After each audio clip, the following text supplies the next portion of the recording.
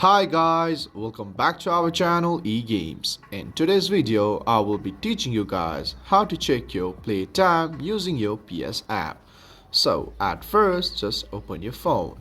And as you open your phone, just open the PS app from wherever it is located. And as you open your PS app, at the first page, you can see the list of games in there. And as you see the list of games right below, you can see the played and the time right there displayed in your screen.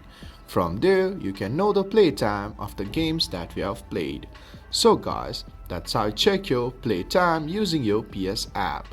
If you find our video helpful, please leave a like and please do not forget to subscribe our channel.